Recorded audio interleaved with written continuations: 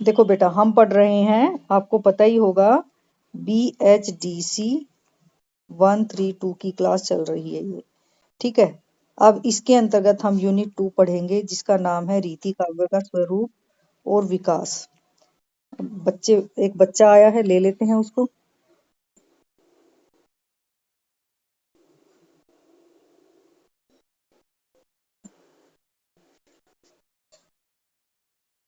ठीक है, रीति काव्य का स्वरूप एवं विकास। अब देखो, इसके अंतर्गत देखते हैं, मैंने आपको बताया भी था पहले रीतिकालीन परिस्थितियां कैसी थी। देखो, इससे पहले जो है एक भूमिका मैंने बताई थी आप सबको कि कोई भी क्वेश्चन आएगा तो आप भूमिका में बताओगे कि हिंदी साहित्य का आरंभ कैसे होता है। रीतिकाल जो शब्द है वो कहाँ से आया, रीतिकाल का क्या अर्थ है। तो हिंदी साहित्य का जो इतिहास है, ये आपकी भूमिका रहेगी हर एक क्वेश्चन में। घुमा फिरा के आपको यही लिखना है। आप ग्राफ भी बना सकते हो। हिंदी साहित्य के इतिहास को 4 कालों में विभक्त किया गया है। नंबर 1 आदिकाल, दूसरा भक्ति काल, तीसरा रीतिकाल और चौथा है हमारा आधुनिक काल। अब जो आदिकाल का जो समय माना जाता है वो 1050 से 1375 माना जाता है। ठीक है, भक्ति काल का माना जाता है 1375 से 1700 के बीच में, और रीति काल का माना जाता है सन 1700 से 1900 के बीच में। और देखिए आधुनिक काल, आधुनिक माना जाता है 1900 से आज तक, आज की डेट तक, टिल डेट इसको कहेंगे, टिल डेट। तो ये हमारे इस तरह से डिवीजन हो गए हैं 4 भागों में। बच्चा आया है एक, इसको ज्वाइन करवा लेते हैं। हम्म तो इस तरह से हमने हिंदी साहित्य के इतिहास को 4 कालों में विभक्त कर दिया है। ठीक है, तो ये आप क्वेश्चन की भूमिका लिखने में इसका प्रयोग करेंगे। तो देखो, अभी हम जो 1900 से आज तक, इसको मैं क्लियर लिख देती हूँ, 1 मिनट रुको। ये 1 मिनट रुको। ये था हमारा, देखिए 1700 से 1900। ठीक है, 1900 तक। और आधुनिक का मतलब होता है कि अभी जो चल रहा है, और स्टार्ट कहाँ से हुआ था वो 19वीं ईस्वी से, 1901, 1902, 1903, इस तरह से। ठीक है, 1900 से आज तक, यानी जो आज की डेट है 2022 की, आज तक। तो अभी जो आगे भी जो साहित्य लिखा जाएगा वो किस में लिखा जाएगा, किस में डिवाइड होगा, वो आधुनिक काल में। समझ गए? ठीक है, ये बेटा, ये बच्चे जो है ना बीच बीच में आते हैं क्लास में। आओ भाई, कौन है? लेफ्ट। ओके, अब मैं आगे चलते हैं अपनी क्लास में। देखो, यहाँ तक क्लियर है, ये आप अपना भूमिका में प्रयोग करोगे। उसके बाद अभी जो आज हम पढ़ेंगे, पिछली क्लास में हमने पढ़ा था भक्ति काव्य। ठीक है, भक्ति काव्य के अंतर्गत, यानी कि देखिए 1375 से 1700 के बीच का काल था। और आज हम पढ़ेंगे रीति काव्य। रीति काव्य यानी जो 1700 से 1900 बीच में साहित्य लिखा गया, इन 200 सालों में जो साहित्य लिखा गया उसका आज हम अध्ययन करेंगे। तो मैं ये रब कर रही हूँ अब।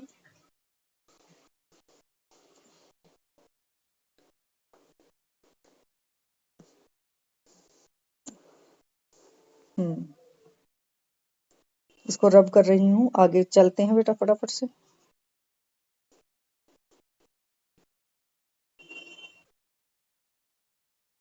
हम्म वेलकम योगिता।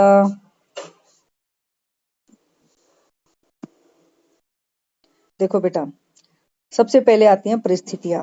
अब देखो, जब परिस्थितियों की बात आती है तो आपको क्या करना है, आपको हमेशा याद रखना है कि कौन सा काल है ये, इसका समय क्या है। तो अभी मैंने आपको बताया कि रीतिकाल का क्या समय है, बताओ जरा,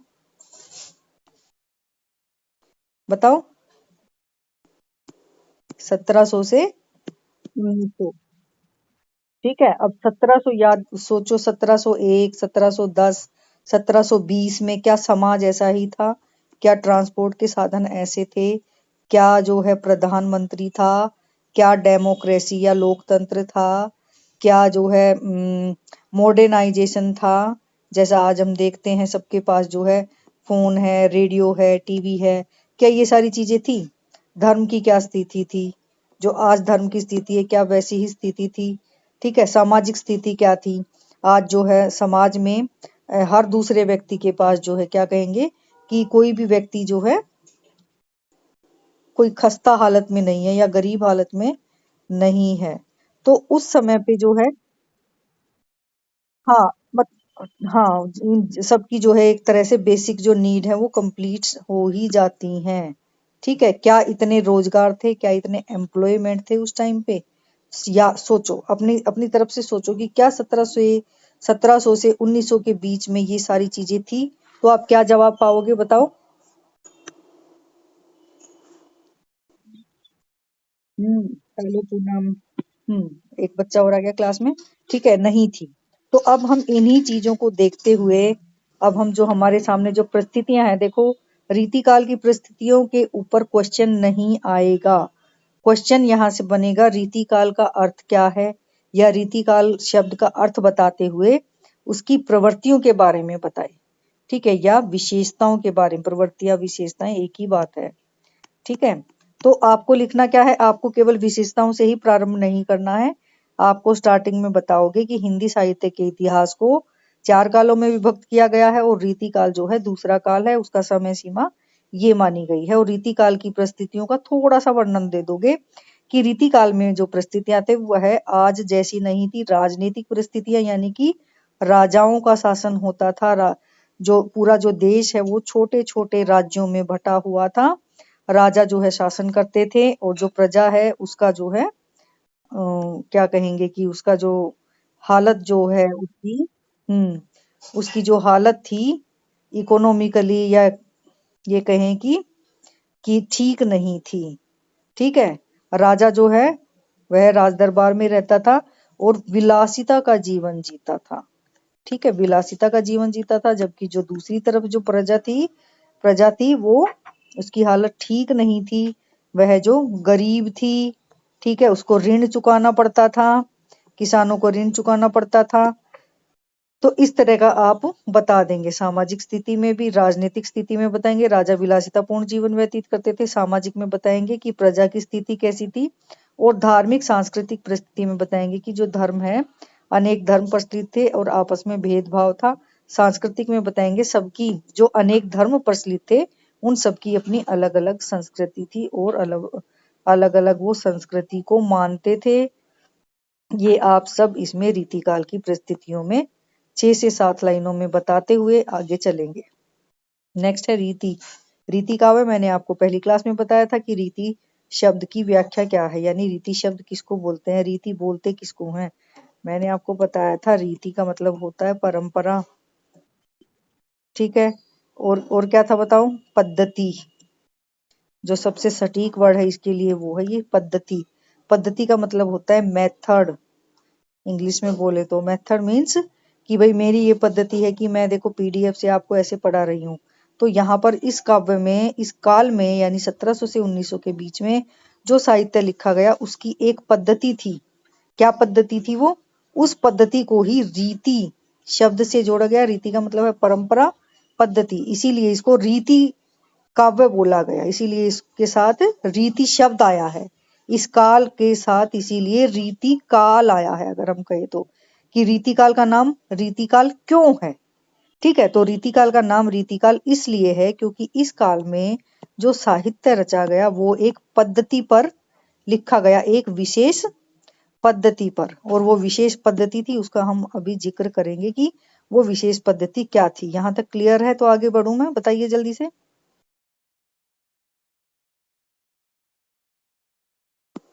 ठीक है, तो यहाँ पर एक समअप आपका हो गया। रीति शब्द का अर्थ हो गया पद्धति। ठीक है, पद्धति किस क्षेत्र में?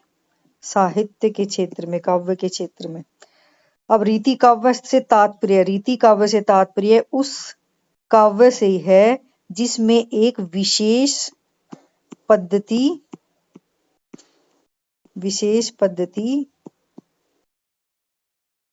से साहित्य को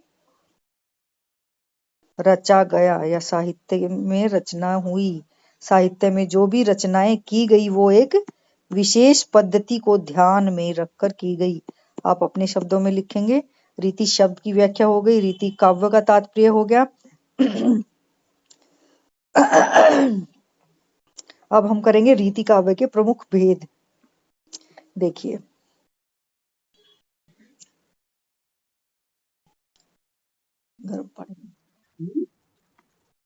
हाँ हाँ, मैं तीन तीन भेद बताती हूँ। हाँ हाँ हाँ, बिल्कुल ठीक बात है। तो देखिए, यहाँ पे ये रीति से क्या हो गया हमारा अर्थ? पद्धति, और इसके साथ जो जोड़ दोगे वो मैंने आप बता दिया। ये कीवर्ड है कुछ, ये नोट कर लो बेटा, इनके साथ अपने अपने विचार अपनी भाषा में ऐड ऑन कर लेना। रीति काव्य के प्रमुख भेद तीन थे, दो तीन। रीति बद्ध, ठीक है, रीति बद्ध। दूसरा रीति सिद्ध, और तीसरा था रीति मुक्त। ठीक है, रीतिबद्ध। रीतिबद्ध क्या थे? रीतिबद्ध के अंतर्गत आप एक कीवर्ड याद रखोगे, लक्षण ग्रंथ। लिख दिया है मैंने, देखो। ठीक है, लक्षण ग्रंथ जो है इनका रचना जो है इनका उद्देश्य होता था। रीति सिद्ध, सिद्ध, एक मिनट। देखो, मैं केवल वर्ड ही लिख रही हूँ, रीति जोड़ लेना आप। सिद्ध, ठीक है।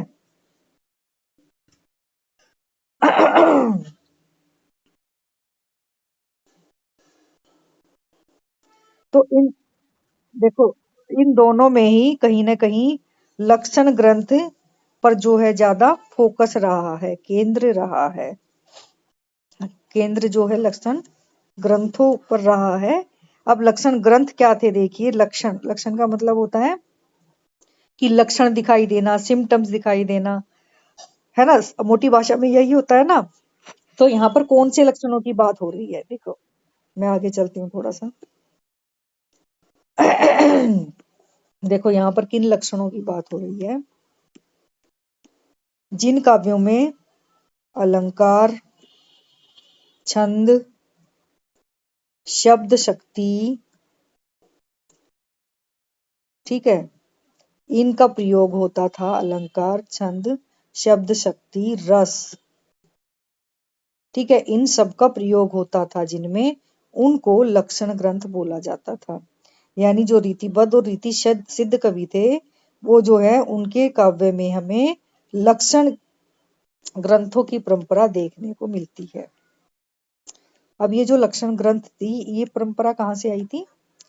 संस्कृत से। ठीक है, तो लक्षण ग्रंथों की जो परंपरा है वो हमें रीतिबद्ध और रीति सिद्ध काव्य में देखने को मिलती है। अब बात करते हैं रीति मुक्त काव्य की।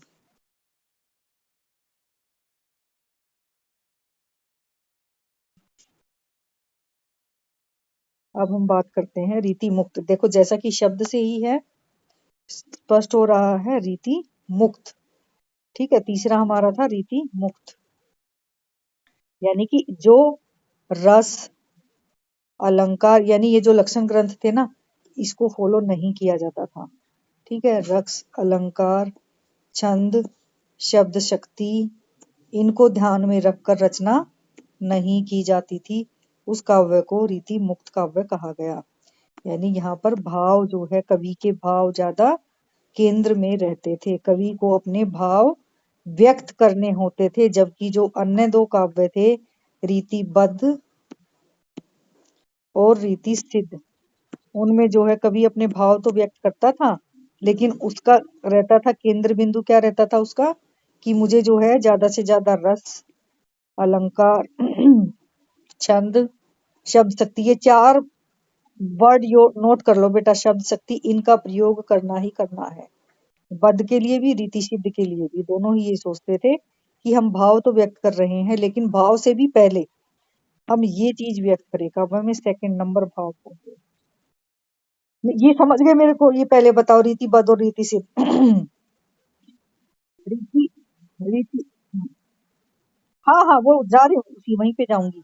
पहले इन दोनों में डिफरेंस समझ लो कि रीतिबद्ध और रीति सिद्ध भी दोनों ही क्या, इनका क्या केंद्र बिंदु रहता था कि सबसे पहले हमारे काव्य में ये लक्षण होने चाहिए, लक्षण ग्रंथ की परंपरा हमारे काव्यों में होनी चाहिए, रस अलंकार छंद शब्द होने चाहिए, ये तो होने ही होने चाहिए। बाद में भाव होने चाहिए। ठीक है, तो हम यानी कि हम भाव तो व्यक्त करेंगे लेकिन ये चीजें पहले देखते थे कि ये हमें ज्यादा से ज्यादा अपने काव्य में डालनी है। ठीक है, और क्यों डालनी है? क्योंकि हमें राजाओं की प्रशंसा करनी है, अपने काव्य को चमत्कार पूर्ण बनाना है। ठीक है, अब आगे आता है रीति मुक्त। देखो रीति मुक्त में क्या है, वो तो बंधे हुए थे दोनों ही, एक तरह से दोनों ही बंधे हुए थे, रीतिबद्ध भी और रीति मुक्त भी। किससे बंधे हुए थे? लक्षणों से। और लक्षण कौन से हैं? बार बार बोल रही हूँ मैं लक्षण, बताओ लक्षण कौन से हैं? रस, बोलो बोलो जल्दी बोलो मेरे पीछे। छंद, छंद शब्द शक्ति, शब्द शक्ति। ठीक है, इनसे बंधे हुए थे वो। और जो रीति मुक्त कवि थे वो इन लक्षणों से मुक्त थे। क्या थे? मुक्त थे, फ्री थे। ठीक है, मुक्त थे वो। ये अब आप अपनी भाषा में लिखोगे, ये कीवर्ड कुछ मैं यहाँ पर शेयर कर रही हूँ आपके साथ, ये कीवर्ड आप नोट कर सकते हो और इनसे अपना आंसर एक्सप्लोर कर सकते हो। तो जो रीति मुक्त कवि थे, मुक्त का मतलब होता है फ्री। ठीक है, तो ये कवि कुछ ऐसे कवि भी सामने आए हमें इस युग में, 1700 से 1900 के बीच में, रीति काल में, जो रीति मुक्त रचना लिखते थे। और इनमें थे कौन? घनानंद। ठीक है, घनानंद, हाँ, घनानंद ये मुख्य कवि थे। ठीक है, बाकी आप अपना जो स्टडी लर्निंग मटेरियल है इसमें से अपने अपने कवि छांटना। देखो मैं अब एक एक कवि का एग्जांपल देती हूँ, रीतिबद्ध, रीति मुक्त, रीति सिद्ध का।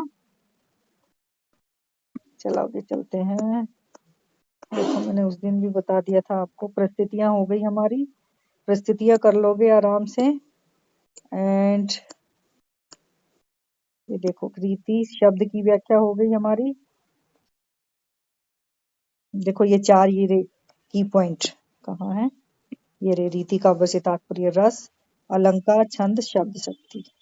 ठीक है, इनको काव्यांग भी बोलते हैं, यानी काव्य के अंग, उससे तात्पर्य है।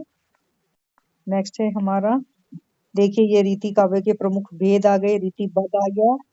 ठीक है, रीतिबद्ध कौन से हैं? रस अलंकार छंद काव्यांगों के लक्षण के उदाहरण लिखने में ही अपनी काव्य शक्ति का प्रयोग करते थे, वे रीतिबद्ध कवि हैं। नेक्स्ट है, जैसे देखो, जैसे इनमें से आप एग्जाम्पल दोगे, चिंतामणि का दे सकते हो कि चिंतामणि प्रमुख कवि हैं, भिखारी दास हैं, भूषण है, पद्माकर हैं, ये सब रीतिबद्ध कवि हैं। ठीक है, दूसरा है रीति सिद्ध। ठीक है, जिन कवियों ने लक्षण ग्रंथ तो नहीं लिखे परंतु अपनी रचनाओं के लिए इन ग्रंथों से प्रेरणा अवश्य लेते रहे, उनको रीतिबद्ध कवि कहा गया। इसमें सबसे प्रमुख जो कवि आते हैं हमारे सामने, वो आते हैं बिहारी। बेटा अपना माइक ऑफ कर लो, किसी का माइक ऑन है? बेटा किसी का माइक ऑन है? अपना माइक ऑफ करो फटाफट। ठीक है, तो रीति सिद्ध में बिहारी आते हैं। रीति मुक्त है, देखिए रीति मुक्त जिन कवियों ने न तो लक्षण ग्रंथ लिखे और न ही रीतिकालीन परंपरा एवं प्रवृत्ति से प्रभावित हुए, बल्कि इसके विपरीत, देखो ये रहा, स्वतंत्र रूप से, मुक्त रूप से काव्य रचना करते रहे, इनको रीति मुक्त कवि कहा गया। इनमें घनानंद मुख्य कवि हैं और अन्य हैं ये। ठीक है, तो एक एक एग्जाम्पल मैंने दे दिया है, आगे चलते हैं जल्दी से। रीतिकाल का नामकरण, आगे है प्रवृत्तियां। देखो प्रवृत्तियां मैं मेन कराऊंगी आपको। नंबर एक प्रवृत्ति है कि यहाँ पर इस काल में हम रीति ग्रंथों का निर्माण होता है। रीति ग्रंथों का निर्माण रीतिबद्ध कवियों ने किया है और रीति सिद्ध कवियों ने किया है। एक्सप्लेनेशन हो गया ये आपका। नेक्स्ट, श्रृंगार का वर्णन।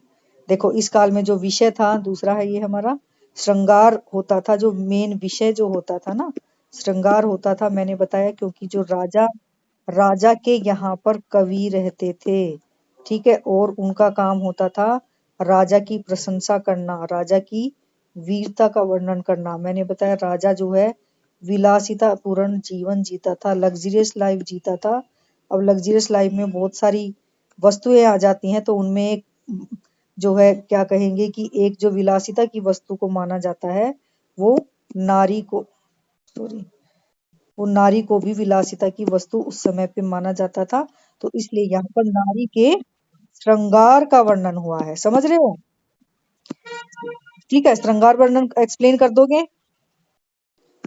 नेक्स्ट। हाँ हाँ, बोलो बोलो बोलो, जल्दी बोलो। देखो श्रृंगार, श्रृंगार का मतलब क्या होता है? साज सज्जा, मेकअप करना, है ना? अब जहाँ, एक मिनट रुको। श्रृंगार का क्या मतलब होता है? मेकअप करना। मेकअप की जब बात आती है तो किसी, आगे बढ़, नहीं सारे बच्चे बताओ, क्लियर है ना? ठीक है, आगे चलो। ठीक है ठीक है ठीक है ठीक है। ठीक है, नेक्स्ट है हमारा वीर काव्य। देखो मैंने जैसे बताया तीसरा है ये कि इस काल में वीर काव्य की भी रचना हुई। वीरता भी विषय रहा, वीरता भी काव्य का विषय रहा। क्यों क्यों रहा? क्योंकि देखो सीधा सीधा है कि जो कवि होते थे कहाँ रहते थे अपनी रोजी रोटी के लिए? राजा के दरबार में। कोई और तो साधन होता नहीं था। कोई जो है बड़ी बड़ी एमएनसी तो नहीं थी, बड़ी बड़ी मल्टीनेशनल कंपनी तो नहीं थी ना कि जाकर नौकरी कर रहे हैं। ठीक है, राजा ही होता था। अब राजा के यहाँ पर जो है कवि रहता था, और वो कवि क्या करता था? रचनाएं लिखता था, कविताएं लिखता था, और वो कविताएं राजा को खुश करने के लिए लिखता था। तो इसीलिए श्रृंगार का भी वर्णन और उसकी, किसका, वीरता का वर्णन जो है, राजा की वीरता का वर्णन अपने काव्यों में करता था। तो इस तरह से हमें इस काल में वीरता का भी वर्णन देखने को मिलता है। अतः इस काल में जो है वीर काव्य भी लिखा गया। नेक्स्ट है नीति काव्य। हमारा चौथा पॉइंट है या पांचवा पॉइंट है, देख लेना। नीति का क्या मतलब है? देखो नीति का मतलब हुआ एथिक्स, यानी हमारे समाज में क्या क्या होना चाहिए। जैसे रहीम जी इस काल में हुए, और रहीम जी ने पानी के ऊपर एक बड़ी अच्छी कविता लिखी है, रहीमन पानी राखिए बिन पानी सब सून। सुनिए, रहीमन पानी राखिए बिन पानी सब सून, पानी गए न उबरे मोती मानस चून। तो इसमें क्या बताया गया है? पानी के महत्व को बताया गया है, यानी कि नीतिगत रचना है ये। तो क्या कहोगे आप कि इस काल में नीति से संबंधी भी साहित्य उपलब्ध होता है। ठीक है, देखो ये रहीम जी का जरूर नाम लेना। आप लिखोगे कि नीति काव्यों का भी वर्णन हमें रीति काल में देखने को मिलता है, जिनमें प्रमुख कवि रहीम है। ठीक है, इनकी एक प्रसिद्ध कविता जो पानी के ऊपर है, जिसमें पानी के महत्व को बताया गया है, वह आज आधुनिक युग में भी सटीक बैठती है या नहीं? बोलो। ठीक है, पहले कहते थे पानी कौन सा उसका आता है, पानी का कोई मूल्य थोड़ी होता है, पानी तो पानी ही है। लेकिन आज देखो पानी बिकता है ना। क्या 17वीं शताब्दी में जो व्यक्ति हुए थे, ठीक है, क्या उन्होंने सोचा होगा कि कभी पानी भी बिकेगा? ठीक है, आगे चलते हैं। आगे देखो पॉइंट देख लेना कौन सा है, पांचवा छठा सातवां कौन सा है, पॉइंट देख लेना आप। स्वच्छंद काव्य अथवा रीति मुक्त काव्य। देखिए ये वही है जो मैं बता चुकी हूँ कि इस काल में स्वच्छंद का मतलब है फ्री होना। ठीक है, रीति मुक्त का मतलब भी यही है कि फ्री, अथवा लिखा है ना, फ्री, यानी कि बिना किसी नियम के, बिना किसी प्रेशर के जो काव्य लिखा गया। देखिए वहां पर जो प्रेशर था, जो दबाव था, वो क्या था? लक्षण ग्रंथ आना चाहिए हमारे काव्य में, रस अलंकार छंद आदि आने चाहिए। तो यहाँ पर क्या था? जो रीति मुक्त जो साहित्य हमारे देखने को आता है, तो उसमें कोई किसी तरह का दबाव नहीं था। तो इस तरह का भी साहित्य हमें रीति मुक्त काव्य में रीति काल में देखने को मिलता है। तो इस तरह से आपने देखा कि रीति काल में प्रत्येक प्रकार का साहित्य हम देखते हैं। जिसमें श्रृंगार भी है, वीरता भी है, नारी का भी वर्णन है। ठीक है, और फिर आता है शिल्प पक्ष। देखो जब भी विशेषताओं की बात आती है ना, चाहे वो भक्ति काल की आए, चाहे वो रीति काल की आए, चाहे आधुनिक काल की आए, किसी भी काल की विशेषताएं आए या किसी कविता की विशेषताएं आ जाए, ठीक है, आपको उसके दो पक्ष होते हैं। इस विशेषताओं को हम एक तरह से काव्य सौंदर्य भी बोलते हैं। ये क्लास हो गई हमारी लंबी, काव्य सौंदर्य। और काव्य सौंदर्य में दो चीजें आती हैं, भाव पक्ष और कला पक्ष। कला को हम शिल्प पक्ष भी बोलते हैं। ठीक है, भाव पक्ष में अभी हमने जो जितने भी पॉइंट पढ़े, यानी कि विषय क्या है, कोई भी कहानी अगर हम लिखते हैं तो उसका कोई ना कोई विषय होता है। ठीक है, कोई भी निबंध हम लिखते हैं तो उसका कोई ना कोई विषय होता है। ठीक है, आज जो है अगर मैं आपको एक जो है निबंध लिखने को दे दूं कि अगर मैं प्रधानमंत्री होता, ठीक है, तो आप क्या लिखोगे, आप सब अलग अलग लिखोगे, अलग अलग विषय उठाओगे। कोई जो है राजनीति उठाएगा, कोई प्रधानमंत्री के जो है उस पक्ष को उठाएगा जो समाज को ज्यादा महत्व देता है। ठीक है, तो भाव पक्ष का मतलब है कि कौन कौन से हमने विषय लिए गए हैं। कला पक्ष, अब उन विषयों को वर्णन करने के लिए, उन विषयों को बताने के लिए कौन कौन सी हमने शैली यूज की है।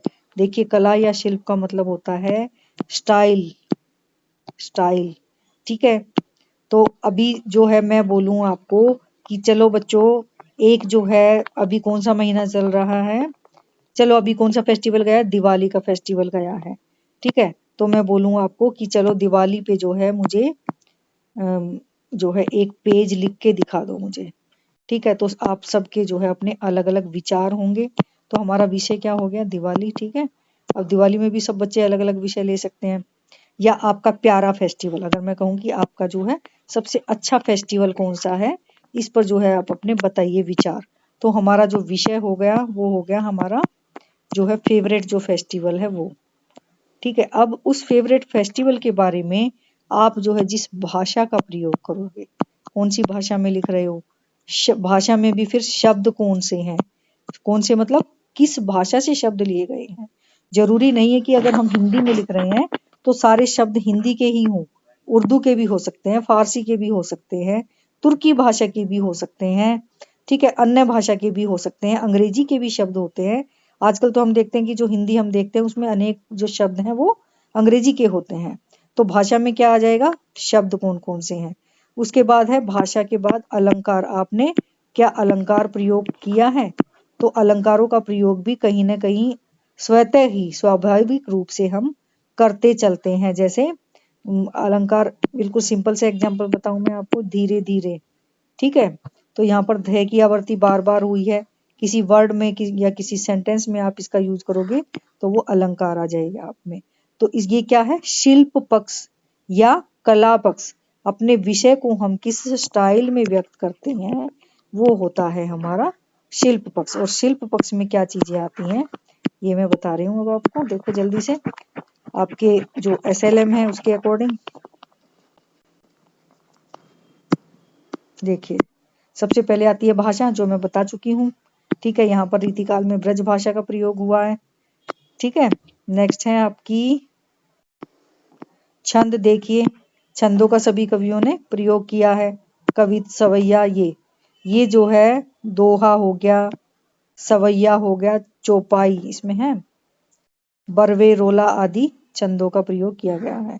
देखो छंदों, जब छंद की हेडिंग जरूर डालना और उसमें लिखना दोहा छंद का प्रयोग किया गया है, क्योंकि दोहा छंद का प्रयोग मोस्टली सभी रचनाओं में कहीं ना कहीं मिल जाता है। तो आप लिखो छंद की हेडिंग डालने के दोहा के साथ साथ अन्य छंदों का प्रयोग किया गया है, तो आपका एक अलग से पॉइंट बन जाएगा। ठीक है, उसके बाद देखो रस। रस, अभी हमने ऊपर विशेषताओं में भी पढ़ा कि श्रृंगार का वर्णन है, तो आप यहाँ अपने शिल्प पक्ष में जोड़ दो कि श्रृंगार रस का वर्णन है। ठीक है, मैंने बताया कि वीरता का वर्णन था तो वीर रस का वर्णन है। समझ रहे हो, समझ रहे हो बेटा। इनके अलग, इनके अलग अलग छोटे छोटे पॉइंट बना दो तो इस तरह से आपके बहुत सारे पॉइंट बन जाएंगे। ठीक है, जो मार्क्स गेन करने में आपको हेल्प करेंगे। नेक्स्ट क्या है? हाँ, ये देखो अलंकार आया है। ठीक है, अनुप्रास अलंकार आपको हर एक जगह मिलता है सभी रचनाओं में। तो क्या कहोगे कि इस काल में अनेक अलंकारों का प्रयोग है। अनुप्रास अलंकार की जो है हमें प्रयोग अनेक स्थलों पर देखने को मिलते हैं। दो तीन कवियों के नाम याद किए हैं आपने, बिहारी के काव्य में, केशव के काव्य में, और जो है घनानंद के काव्य में हमें अनुप्रास अलंकार देखने को मिलते हैं। तो अपना जो पुरानी नॉलेज है ना, वो आप अपने पॉइंट में नाम लेते हुए, उसको जो है अंडरलाइन करते हुए जब आप नाम लिखोगे कवि का, तो क्या है, इवेल्युएटर होगा जो चेक करने वाला होगा, वो देखेगा हाँ भाई बिहारी का नाम लिखा है, इट मीन्स बच्चे ने पढ़ा हुआ है, क्योंकि उसको पता है कि रीति काल में बिहारी नाम के कवि हुए हैं। ठीक है, तो जो थोड़ी सी नॉलेज में ही ये लगेगा कि हाँ आपने बहुत ज्यादा तैयारी की है। देखिए काव्य रूप, काव्य रूप में आता है कि देखो कोई रचना जो है ऐसी होती है प्रबंध, कोई होती है मुक्तक। प्रबंध में क्या होता है, एक ही जो कथा होती है या एक ही जो विषय होता है वो शुरू से लेके यानी शुरू से लेके एंड तक चलता है, एंड तक वही कथा चलती है। जैसे अभी दिवाली गई है तो राम कथा, राम के जन्म से लेके एंड तक वो चल रही है। इसी तरह से हम अलग और सबकी बात करें तो कोई और भी रचना हो सकती है, तो वो हो गई प्रबंध। अब जो हो गई मुक्तक, मुक्तक में क्या है, पूरी रचना यानी जीवन, पूरा किसी व्यक्ति का जीवन की घटनाएं एक के बाद एक नहीं उसमें दिखाई जाती, कोई भी घटना उठा ली जाती है। जैसे सूर सागर में कृष्ण काव्य की, या हम कहें इसमें भी रीति काल में भी, कि जैसे नारी का वर्णन है तो नारी के वर्णन की, नारी के सौंदर्य की, नारी के गहनों की, कि ये जो गहने पहने हुए हैं, गले में ऐसी मोर सी गर्दन थी।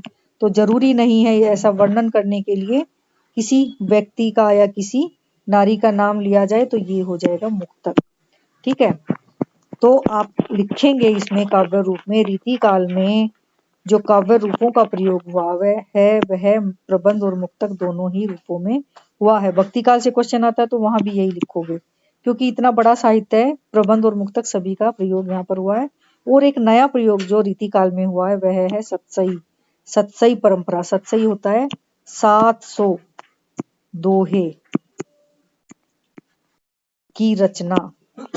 700 दोहों को जब किसी उसमें संकलित कर दिया जाता है तो उसको सतसई बोला जाता है। तो सतसई की जो परंपरा है वो बिहारी जी ने लिखी है। बिहारी सतसई नाम से इनकी रचना है। तो देखो एक जो प्रसिद्ध रचना हो गई आपकी, वो भी आपके सामने आ गई, रीति काल की बिहारी सतसई। तो ये जो सतसई की परंपरा है वो हमें रीति काल में देखने को मिलती है, ये रीति काल की विशेषता है। भक्ति काल में हमें सतसई की परंपरा देखने को नहीं मिलती, तो एक नई परंपरा जो है वो रीति काल में हम देखते हैं कि वो सतसई की परंपरा है। ठीक है, नेक्स्ट हो गया हमारा, मेरे ख्याल से हमारा कंप्लीट हो गया है ये।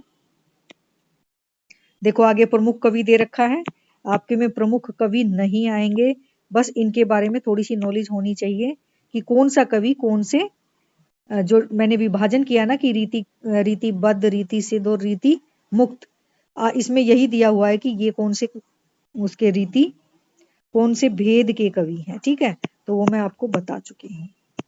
तो ये आपकी यूनिट हो गई बेटा खत्म। ठीक है, अब इस यूनिट से जो भी कोई, इसको मैं डाल दूंगी, मैंने उस दिन नहीं डाली थी, इसको मैं आज डाल दूंगी उस पे, और उससे रिलेटेड कुछ भी हो तो आप मेरे को पर्सनली फोन भी कर सकते हैं और अपने कमेंट बॉक्स में भी अपने जो है कमेंट लिख सकते हैं। आज मैं डाल दूंगी, उस दिन मैं नहीं डाल पाई थी। तो आज हमने ये यूनिट 2 कंप्लीट हो गई है।